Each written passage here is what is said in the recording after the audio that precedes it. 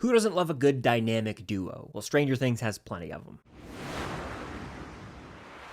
What's going on, guys? I'm Chris, and welcome back to another video. So today I've got a tier list ranking of all the duos from all 5 seasons of Stranger Things. Of course, the show has come to an end. I don't think I'll ever emotionally recover, to be honest with you, but to cope, I'm going to sit here and rank around 40 of the duos from this show. These range from some of the couples to a lot of the friendships, and even some unexpected duos that you might not even think would have made this list. They're here. Now, before I get into this, hit that like button, comment down below your favorite duos in all of Stranger Things, and if you want to fill out your own version of this duos tier list, you can do so, linked in the description of this video and in the pinned comment, and of course, subscribe and hit that notification bell to be notified for all of my future videos. And if you want extra content from the world of Stranger Things and beyond, as I venture into more reaction content coming very soon, Patreon is the place to be. Without further ado, I say we just dive into this tier list. I got all my tiers ready, because I've got S tier, A tier, B tier, C tier, D tier, and of course F tier. Again, I've got around 40 of the duos in the show. I included couples in here as well, so let's just have some fun. They're randomized.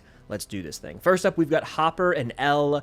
My heart is so full whenever these two are on screen, and the journey they went on was one hell of an emotional ride, okay? In season 2, Hopper kind of takes Elle in. He's got a new daughter. They have this bond, and then, of course, in season 3, they got a bit of a rocky relationship at times, but then ultimately, by their reunion in season 4, they're happy as can be, and in season 5, Hopper ultimately has to let go of Elle as she makes the tough choice to stay behind with the Gate as the Upside Down disappears forever. I love them, and they give me some of the best moments in the show. One of my favorites is when they're driving to the Gate in the season 2 finale, and she goes bitchin', and he goes, yeah, all right, bitchin'. That's also when he opens up about Sarah for the first time. They just have such a strong father-daughter relationship, and you know what it kind of reminds me of? The Last of Us with Joel and Ellie, especially the first game.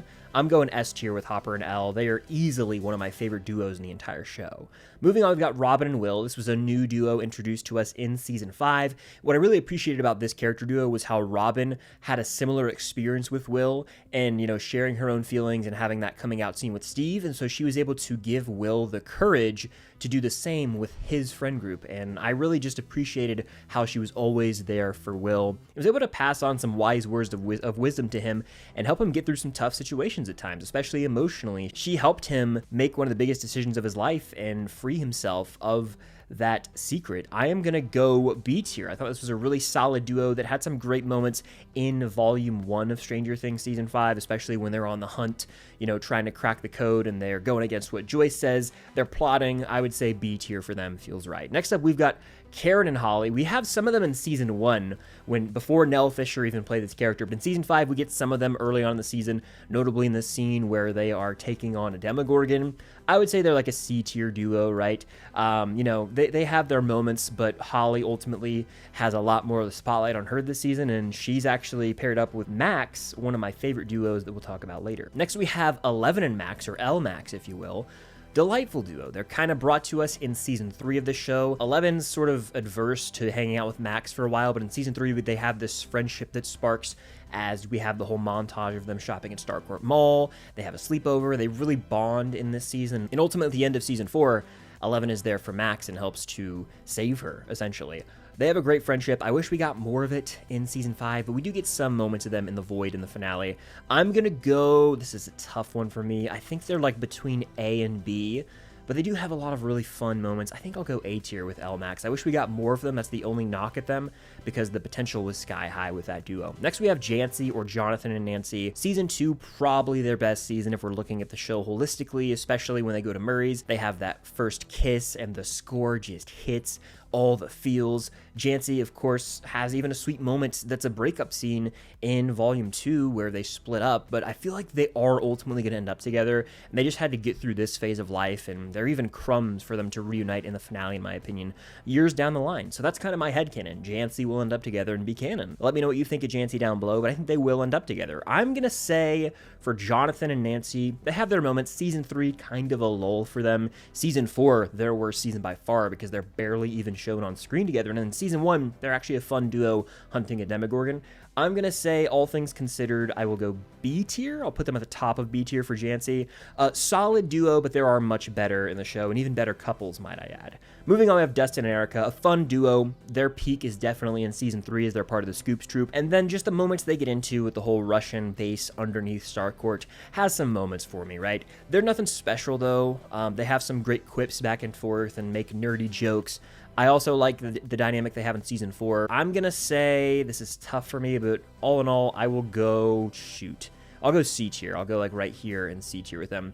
I view them more as a part of Scoop's troop as opposed to their own distinct duo, if that makes sense. Next, we have Kali and 11. We see them in one episode in season 2, The Lost Sister, the worst episode of the show by far, and we get more of them in Stranger Things season 5, volume 2 and onward. And I've always viewed this relationship as one for Elle, right? She is learning through Kali and able to sort of relate to her because they have similar backgrounds, similar experiences, and of course they both have powers. Outside of that, I've never really liked them as a duo because, I mean, Kali's a fine character, but I feel like for a lot of, at least season 5, there's like this depressing air around all their conversations. You kind of get morbid with it, and it's just like, oh, this is kind of dark and depressing. So I'm going to say D tier. I never really viewed them as a great duo. Yes, they're sisters by blood, but I don't view them as a standout duo by any means, and I think there are significantly better ones in the show, by far, actually. Next, we have Jopper, Joyce and Hopper. Jopper Nation, rise. I'll say that every chance I get. Joyce, rise!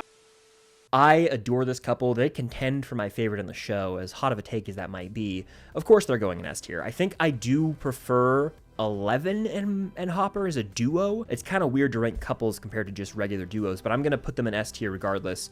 I just think that this, father-daughter relationship hits harder for me, but I'm so happy that in the end, Joyce and Hopper both got a happy ending. They get to live together. Presumably, they're going to move to Montauk, and they're engaged to be wed. It's a beautiful thing. Love is in the air, and I just am so happy for both of them. They've come so far, and man, when they have that first kiss in season 4, whoo, good stuff. Next, we have the bullies from season 1, Troy and James.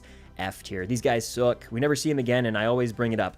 When I think of these bullies, I think of the one kid, Troy, peeing his pants. That's really all they provide, and we never saw them again. I don't know why. Maybe they didn't want to come back for season 5. There was no room for them, obviously, but is that a plot hole? I'm kidding, of course. Next, we have Max and Billy, a sibling duo that we get some of in season 2, and most of the time it's just Billy being a complete asshole to Max, being a really abusive older brother at times, and I'm really proud of Max ultimately for standing up to Billy in the season 2 finale, where she threatens him and is like, stay the hell away from my friends, essentially. Great scene for her, awesome for her character development. I'm gonna say as a duo, there isn't much going for him. I'll go D tier, but I am intrigued by a lot of their scenes because you never know what Billy's gonna do. He's unhinged. There's that one scene where they're driving in his car and Billy's like threatening to run over the main group of kids. He's a psycho, an absolute lunatic. His sacrifice still had an impact on her because that's family. Sometimes you have family that, you might not get along with them, but at the end of the day, they still are your family. That's kind of where Max is at, and she's grieving that loss. As a duo, they don't provide all that much, except for Billy's absolute absurd moments when he's threatening to kill kids. Next, we have Lucas and Erica, a sibling duo. Are they one of the best in the show? Let me know what you think. I'm going to say they have some fun moments, especially the pictured one right here,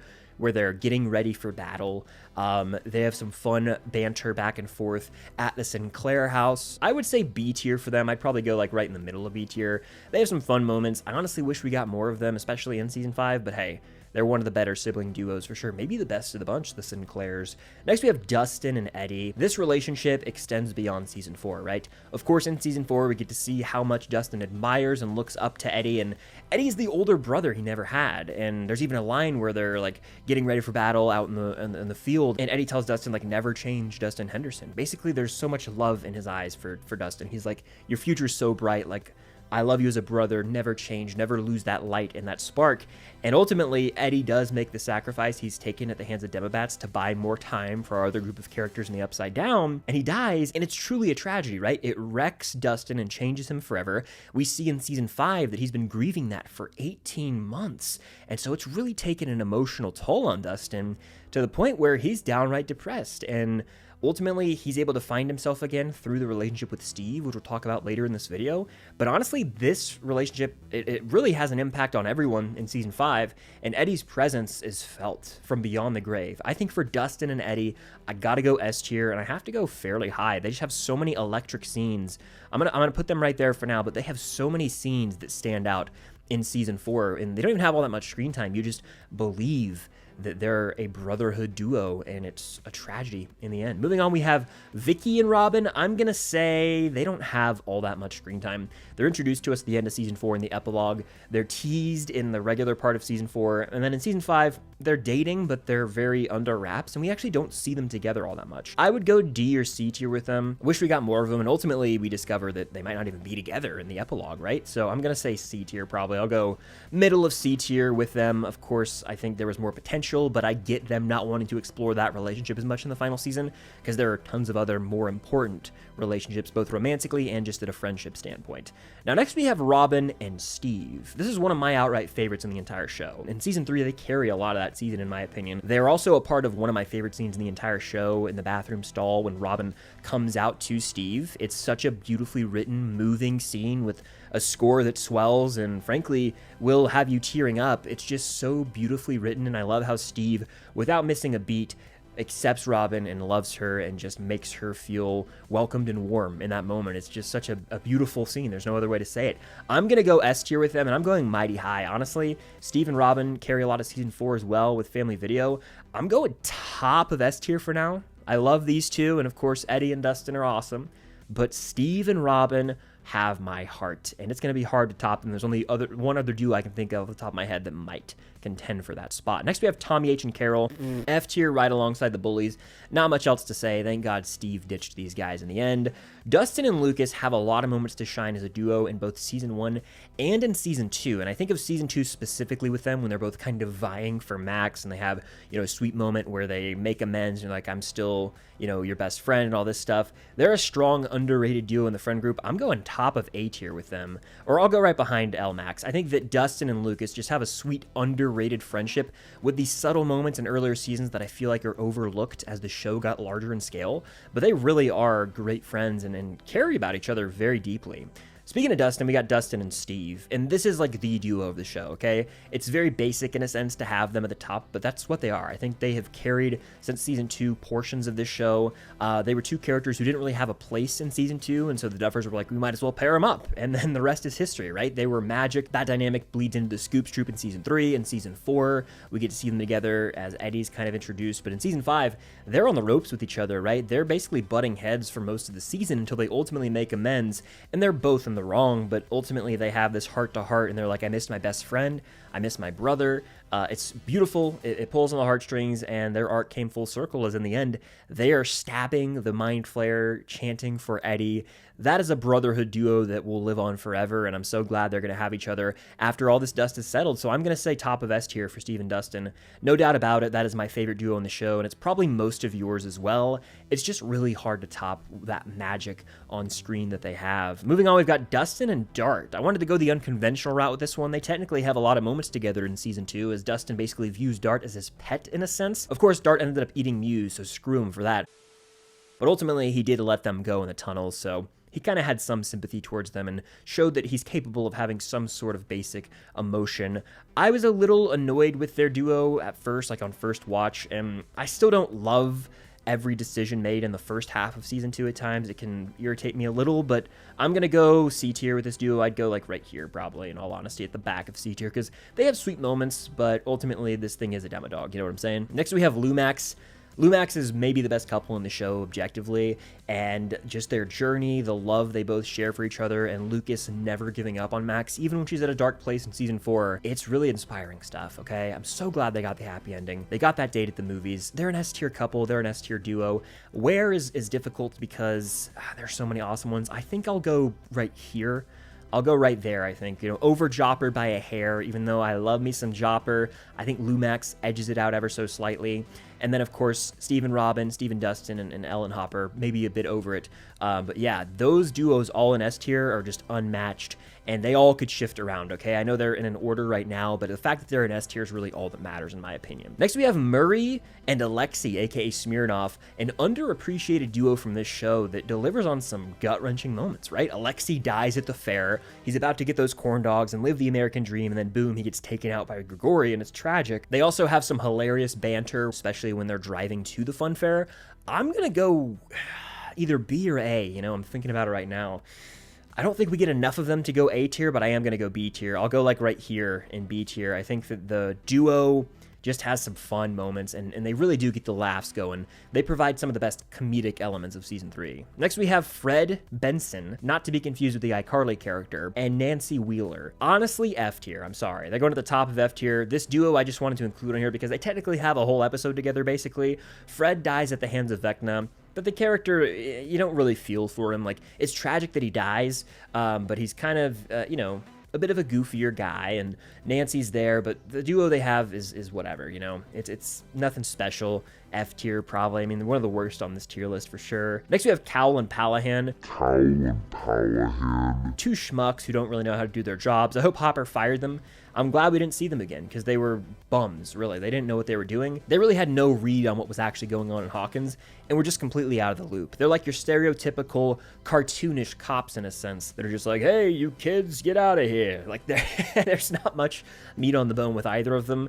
I'm probably going to go F tier with them as well, to be honest. I'll probably go like right here at the top just because, you know, why not? I guess they have their moments, but I feel like most of the time it's just Hopper doing all the work and these two idiots running around behind them. Next, we have Joyce and Will, a mother-son duo that ultimately pulls on the heartstrings in the end. There's a scene with them in season 5 where Joyce is like, I didn't know you were gone for 8 hours. I'm so sorry. And they both open up to each other, but it's nice to see how they've grown. And in a sense, Joyce has allowed some slack on that leash, right? She's not being as much of a helicopter overprotective parent as the season progresses, and I appreciate the show for that, you know? It shows a realistic mother-son relationship and how they're getting older, you know, Will's reaching adulthood and Joyce is getting older, and they can become more friends instead of just having your parent-child relationship. They can be more friends as they get closer, as he gets closer to being an adult, I should say. I'm going to go B tier with Joyce and Will. I'll go like right here probably. They have some sweet moments, and I think back to season 1 too, like the flashbacks we get, and basically just how Joyce is so determined to find Will. Like, she has so much love in her heart and will do anything in her power to save her son. Speaking of Joyce, we got Joyce and Bob. I mean, they were a sweet couple. Tragic what happened to Bob.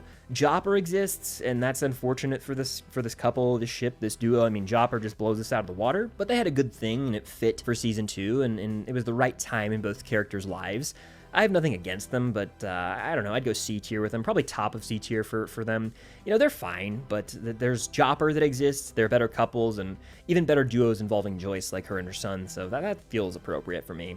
Next, we have Henry and Elle. This is an interesting one, right? Villain and hero, but I'm mainly thinking of in season 4 when Henry's the orderly and he's walking around with Eleven as she relives these memories via the Nina Project. There's lots of great moments there with some of the best dialogue in the entire show. It all culminates, right, with the massacre at Hawkins' lab, with Henry spilling the beans on his whole backstory, and then the showdown where Eleven sends him to the Abyss, or as we had called it for years, Dimension X. Such a well-executed scene. Jamie Campbell Bower's performance, unreal. He still gives one of the best in the entire show, having seen season 5 as well.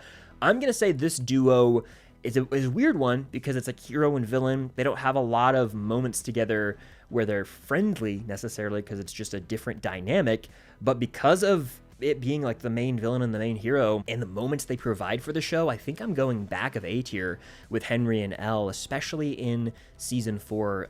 The moment I screenshot there just gives me chills every time. Really well done execution of a twist there and a reveal. Moving on, we have an underrated duo, Nancy and Robin, or Ruth and Rose, if you will, pick your preference. Seeing them go undercover to interrogate Victor Creel was so Silence of the Lambs inspired, and I just really grew to appreciate this duo as they were investigating what was going on with Victor Creel, because for the most part, Nancy is just completely out of the loop and has no idea that Robin is not straight, and so there's like hints of jealousy because she's with Steve, and so she thinks something's going on when that's really not the case at all. So there's some fun moments there. Nancy maybe slightly irritated with Robin at first, but growing to warm up to her. And then even in season 5, there are little moments in volume 1 where they can both acknowledge how Neanderthalic Jonathan and Steve are being by racing up the radio tower to try and impress Nancy. That got a real good kick out of me.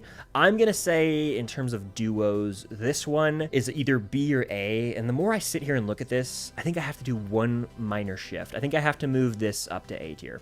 I'm moving Jancy up to A tier, which would make room for this to be at the top of B tier. I wish we got a little bit more of them. They're a sweet, fun duo, a lot of energy, but we just didn't get enough of them, you know? We didn't get enough of them. Next, we have Lieutenant Akers and Dr. K. This is a season 5 duo. Most of the time, it's just Dr. K controlling the brute that is Lieutenant Akers. I would go F tier, you know, top of F tier. There's not much going. A lot of it's pretty generic, and without a doubt, the whole military plot line with the Wolfpack, probably one of the weaker portions of this new season. Next, we have Mike and Will, who are just best friends, by the way, and that's confirmed by the show. I've always viewed them as such. Season 2, Mike and Will, probably the peak, okay? That's when Mike is there for Will, right? When Will falls, when he's trick-or-treating and has one of his now memories, Mike pulls him to the side and has this little friendship moment where he's like, I'm here for you. In the episode The Spy, Mike's able to connect the dots and realize what's going on. Mike is kind of genius in season 2, and he's there for his friend Will. He's cracking the code left and right. They definitely take a dip in season 3 and season 4 as a duo, but in season 1, they're not even really on screen. So, like, you got season 5 and season 2 with these two. And I think their best moments are from season 2. I would say they're either B tier or C tier for me. Again, there's just not enough of them. Like, I know that people were obsessed with this idea of them getting together. That was always fan fiction, and that we know that's fact, that it's just fan fiction now. You know, in the end of the day, I think they have some great moments. Not enough. I would probably say for Mike and Will, it's either B tier or C tier. I'm looking at who's in B tier. I go, you know what? I'll go top of C. And maybe that's too low, but really and truly, they don't have enough. The idea of them, I feel, is greater than what we actually get on screen. Next, we have Maleven, or Mike and Elle, one of my favorite couples in the show that has really been around since the early goings of season 1, and ultimately, they can never see each other again, because either Elle made the sacrifice play, or she's alive, living out her days in peace, and can never see her friends again. So whatever you choose to believe, it doesn't matter, because they won't see each other again, and that's just such a devastating ending. But there is some sort of beautiful poetry to it all in a sense, as well, as everything had to disappear with 11, right? When she arrived in the show, everything got turned upside down, and now she's gone and things are back to normal, or right side up, if you will. She'll never be back, and no one will ever be the same. As Purple Rain plays and they montage through these characters' final moments, it's such a gut punch, isn't it? Oh, it's a dagger to the heart. Maleven has to be S tier in my opinion. I would go right here in the back of S tier for now, but they just have so many moments as a couple, from the snowball to their final moments together in this season to Mike's I love you speech in season 4. They have to be S tier in my opinion. Moving on, we have Stancy or Stephen Nancy. They have their moments in season 1 and season 2 as well, but there was really no hope for them for the longest time until season 4, when there were some flirtatious exchanges or looks between the two. And I can't blame Nancy, especially when she's bandaging up Steven. Like, I get it, you know what I'm saying? But I would view them as like a B tier couple. I think at the end of the day, Jonathan and Nancy had better moments in the show. Steve and Nancy had their time in the sun, but ultimately there was some toxicity to that relationship, and their beliefs and what they wanted in life just didn't perfectly line up. But even as friends, I think Jonathan and Nancy edged out a little for me, so I'm going to go like Stancy, probably like right around here. Feels appropriate. Like, I liked them a lot more at one point in time, but where we're at right now, I think Jancy wins out for me, both as a couple and as a duo. Next, we have the sibling duo that is Jonathan and Will. Jonathan is such a great older brother. Even in season 1, we see him, you know, introducing his music to Will and protecting him when his parents are fighting. Then in season 4, he's like, I'm here for you always. In season 5, he's there and he accepts Will when Will comes out, and he's crying with him, hugging him, letting him know, hey, I'm always going to be here for you, and I've created this safe space for you as your older brother. You can tell me anything. I'm here for you, man. That's a very healthy sibling duo, and they really do have those moments where, like, Jonathan's the best big brother to Will. I'm going to say A tier for them, and I'm going, like, right here probably. They just have so many moments in the show where, like, what a guy, what a big brother, and Will feels safe enough to open up to him. They sure have their low points at times in season 4, but Jonathan apologizes and they make amends, so A tier it is. Next we have Jonathan and Argyle, the stoners, if you will. At D tier, honestly, I'd probably go like top of D tier. They have some funny moments, but truly, they're just high most of this season. And when they get their act together, it's just like played for comedy so much that I don't really think I can, out of respect for other characters, go much higher than D tier with Jonathan and Argyle, you know? Next we have Hopper and Dimitri, or Enzo, if you will. Loved some of the moments between them in the Russian prison, specifically when Hopper gives his monologue. That's when I'm like, hell yeah. And plus, the actor who plays Dimitri is from Game of Thrones, and he's got some serious acting chops. Like, there are some dramatic moments of tension in this Russian prison. I'm gonna say C tier with them, just because I think there are significantly better duos, but like, man, when they have their high moments, those hit. I'm gonna go like right here in C tier probably. Then we got Murray and Joyce, Underrated duo, lots of fun. They've got the whole plotline in California where Joyce receives this mysterious package from Russia. Then they fly to Russia to retrieve Hopper. They're together a lot of season 4. They have some electric moments, great chemistry. I'm going B tier with this duo. And I'm actually going to go right here, I think. Mighty high in B tier. Just that whole storyline, it works for me. When they get tricked by Yuri, and then ultimately when they reunite with Hopper. These two, an unexpectedly delightful duo in season 4. Then we got Max and Holly. You want to talk about unexpected? Had no idea these characters would ever interact, okay? They're sitting together at the Wheeler table in season 4, and you're like, oh, I wonder if they'll ever be together again. And then boom, they're in Camazotz. They were electric, in my opinion. Truly one of my favorite plot lines and one of my favorite character groupings of season 5, and that's a testament to Sadie Sink's Max, but also Nell Fisher as Holly, who kind of captures the youthfulness of the younger kids in season 1, and it feels like a callback to that in many ways with the vibes of the show. But Max is like a big sister to her. They both know their way around Vecna's mind. Ultimately, Holly kind of becomes a Wheeler, like a Mike-Nancy hybrid, leading the pack. And I just really grew to appreciate this duo, especially right before they escape from Camazotz at the end of episode 6. The words of wisdom Max gives to Holly, like to uplift her and inspire her, it hits you. It hits you. I really ended up loving this duo so much so that I'm going A tier. They stole a lot of season 5 for me. I'm going back of A tier with Holly and Max. What a duo, and like an underdog duo as well. I had no idea this would be a thing, and here we are. They're an A tier duo. Next, we got Brenner and 11. Toxic relationship. I'm so happy that when Brenner died, 11 didn't give him peace of mind or satisfaction in forgiving him. He just went because he was awful to her, right? He did operate in that gray area at times, and there were moments where he can be like, oh, they had this weird, tender relationship, but at the same time, he's a piece of crap. He knows it. She knows it. I would say as a duo, yeah, they have great moments on the show, but as a duo, D tier. I'll go top of D tier with Brenner and 11. Not a fan. Next, we have Chrissy and Eddie. What could have been? They have like one scene together. Charisma's off the charts. Eddie shines in that moment. The score works with the track. I wouldn't remember me either. They're better than every duo in F tier and every duo in D tier. I think I'll go like back of C with just one scene together because Joseph Quinn's charisma shines that much. Getting near the end here, we got Susie and Dustin, another what could have been. We never saw these two characters together on screen. It's one of the few gripes I have with the show. I'm like, man, I wish we got to see them interact in person, but we never did. Still, their never-ending story moment in season 3 is iconic as hell. Susie helps out in season 4. Even in the beginning, we see her change Dustin's grade, so they have an exchange there via the phone. I'm gonna say, shoot, C tier. I wish we got more out of them. I'm going C tier with Dustin and Susie, and I'll put them probably somewhere around here. What could have been is kind of the stamp I give this duo, right? I wish we got to see them interact in person. Justice for Susie, in a sense. And the last duo on this list is gonna be Mike and Nancy, who would not have been on this list if not for season 5. They're barely together in the show. Brother and sister, and they're barely together in the show. They have like one scene in season 1 where they're like, we gotta tell each other everything from now on. And then boom, they just don't talk until season 5. But in volume 1, we see them work their way around the hospital, ultimately find their mom, and that leads to the reveal that Mr. What's-It is Henry. Well executed scene. And we even get moments of them in like the finale when Mike's like, I need one of these guns. And he's like, here you go. And it's a flare gun. So they have classic sibling moments, and they finally just let them interact on screen. For some reason, we just went away from that as the seasons progressed, and we finally got them, and I really dug what we got. I'm gonna say, based on season 5, I can go B tier with this duo, and I'm gonna go right here with Mike and Nancy. They had so many moments to shine, in my opinion, and it's another one of those, like, what could have been, right? There are so many character duos in this show where you wish you got more out of them. This is one where I'm like, man, they could have been having great moments throughout all the seasons, not just in season 5. But that does it for my character duo tier list for Stranger Things. There are some that I didn't include because it feels like they're part of a larger group as opposed to just being a one-on-one duo, but I definitely probably could have included even more. Let me know what duo you wish I'd included on this tier list down below, and of course, fill out your own tier list and share it with me on Instagram. But what tiers are you placing these duos in? What's your favorite and least favorite duo in the show? Let me know down below, and hit that like button, subscribe into that notification bell, and be on the lookout for more videos coming very, very soon. But thank you guys, as always, for watching, and until next time, I'll see you on the other side of the Upside Down.